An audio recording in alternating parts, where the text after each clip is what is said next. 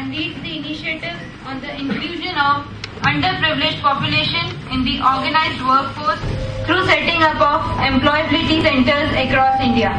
I invite you, sir, to enlighten us.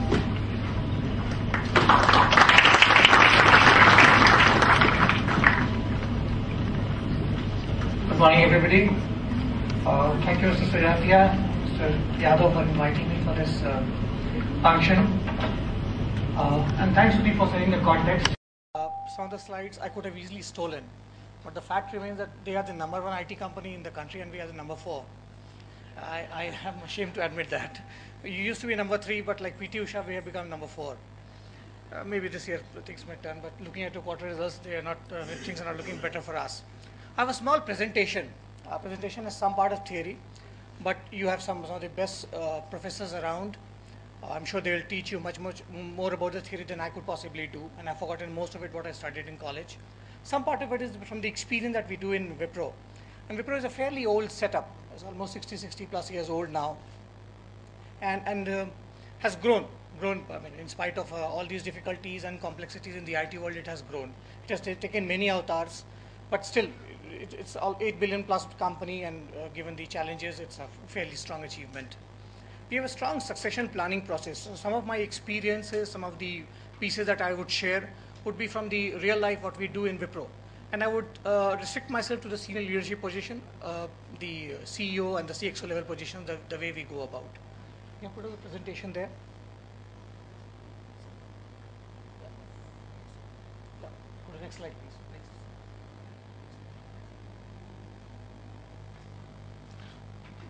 It will keep popping up. Yeah. Broadly, if you look at an organization, and I've tried to keep it simple by saying that we have the managers and we have the leaders. When I say the leaders, these are the people who set the vision, who set the future, who set the direction of the organization, who decide the business areas we want to be, the customer focus, the employee focus, and so on. Managers are your middle layer, people who are not merely in the execution mode. They will do some bit of planning. They will be a part of the visioning exercise. But these are the guys who run the show for you. That's the strong backbone, right? The GENNEXT leaders, and the industry has evolved in the last 5-10 years. And I'm talking about the IT industry, which is a fairly strong part of the workforce, the organized workforce in India now. What are the things we are looking at? We are looking at people who have an industry knowledge. And that's unique for the IT industry. If you look at a manufacturing setup, if you look at a banking setup, if you look at a hotel industry, any other services industry, you will find people who would have come from different backgrounds. IT industry, last 10 years I have seen, people have had some background of the IT. It's not that IT is unique and nobody else can enter. We have a couple of examples here and there, especially HCL and so on, where people have come from the outside world.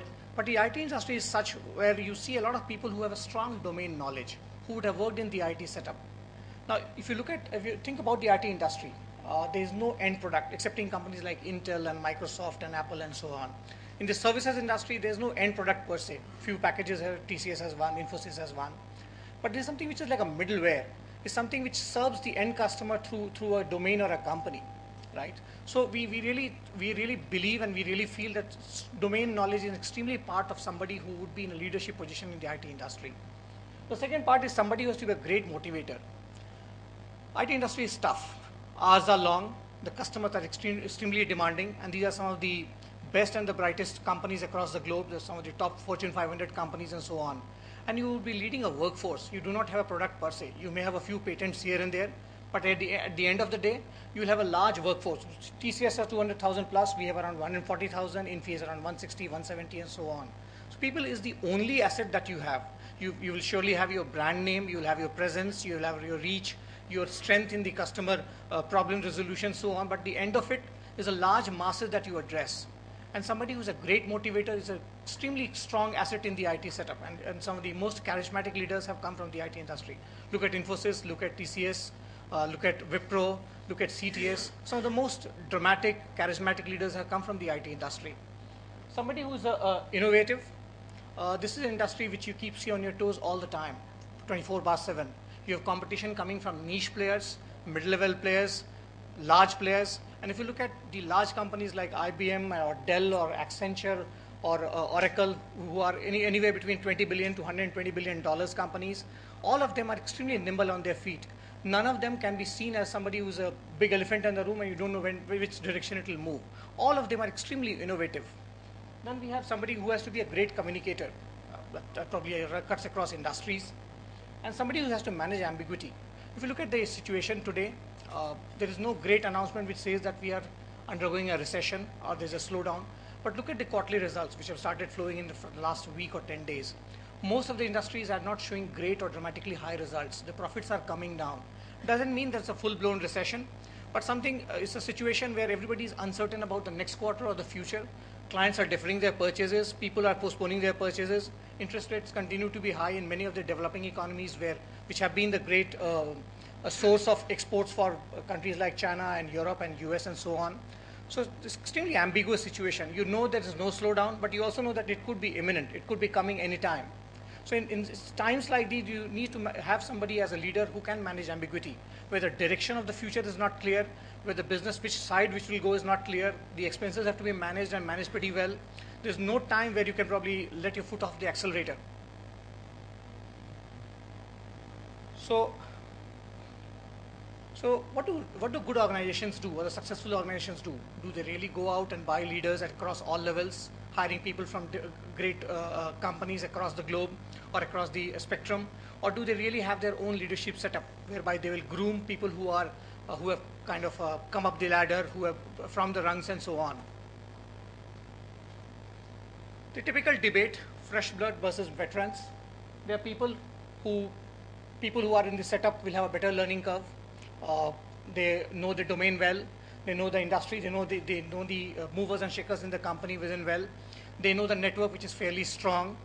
But there are outsiders who may not know the domain or the industry so well. They will probably have a steep learning curve. They'll spend a lot of time trying to hit the board running and so on. Then we have who's a domain expert. Sometimes you will get people who are good leaders per se, but who may not be from the industry, who are leaders on their own, who understand business, but who may not have the domain expertise. Then the other debate comes in is the compatibility with the organization culture. The new person may not fit in the organization pretty well. He may have his own set of ideas, own philosophies, own thoughts, and so on.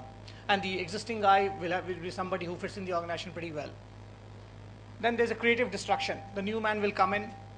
He'll probably have his own set of ideas. He would like to induct a lot of fresh blood. He will see somewhere where efficiencies could be improved greatly, and he will probably start with letting some people go, letting fresh blood in, and so on. Sometimes it created lots of consternation in the organization. People get concerned. There's some kind of ripple across the setup, some degree of acceptability and a large degree of unacceptability. So two sides of the same coin in one sense. Fresh blood. Do you have a leadership training facility? It could not be a large setup like what Wipro, Infosys, TCS, or even the legendary GE has. It could be a small organized structure whereby people who are being groomed for the next level get individualized attention.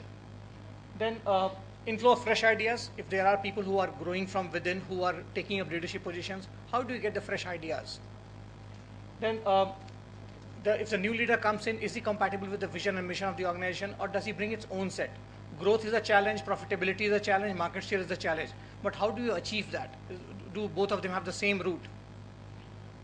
Then the efficacy of succession planning. The moment you start getting people from outside, the existing leaders feel that probably this is a time for them to move out and find something else outside, because people who have grown with the system are not the preferred ones. So it's a constant debate. There's no easy answer for some of these. If I look back at Wipro, we have a very strong succession planning process. Every year we run this which is known as talent review and planning process. So everybody who is in a particular band, which is known as band D and E. D is usually general manager and above. E is VP and senior VP and so on. So every year is a fairly strong process that we run in the entire month of April and May, post our appraisals, where we identify for every position who are the people who can replace the leadership. So there are 2-3 important segments that we do. People in the same role who could be talent at risk because they have been doing the same role over and over again, and they decide to move ahead, move somewhere else, etc., then the business could be in jeopardy, or that line of business could be in jeopardy. Then there are people who are doing exceptionally well, who are fast trackers, and probably if they do not assume more responsibilities, they could be a talent at risk again. Then there are people who are at the bottom 10% who have been in a leadership position, but even after a couple of years, they have not been able to scale up. Then the fourth is from the diversity angle. So at any point in time, how many leaders are available across different, it could be gender, it could be ethnicity, and so on. So for every position, we identify at least four successors. That if this person were to move in tomorrow or to move out somewhere else, within the organization, outside the organization, who could possibly step in? At the end of the entire process, the entire document set is collected. The chairman goes ahead and reviews the entire set of documents, and I've been, because I'm fairly clued in the last 4 or 5 because of my position and the fact that I'm in the HR role. Every leader who has moved out or every change that we have done, we have gone back to the succession planning document to look at the positives, the negatives, what are the strengths and ideas. We do a 360-degree survey, which is known as the Wipro Leadership Quality Survey. We look at the attribute the person has, and that's how we decide the succession planning process. But it doesn't mean that we stop at that. Tomorrow, if we have to hire somebody from outside because we lack a particular skill or we feel that a fresh blood is required, we still go ahead and do that. So for the organization, it's usually a balance. Large companies would go for selective external hiring at probably a few senior levels, but they would also promote the talent from within because there's a benefit of a good learning curve. People have strong domain knowledge and so on.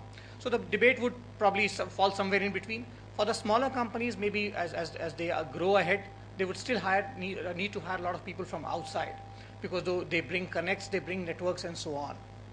So that's all I thought probably I'll share with all of you. Thanks so much for your time and patience.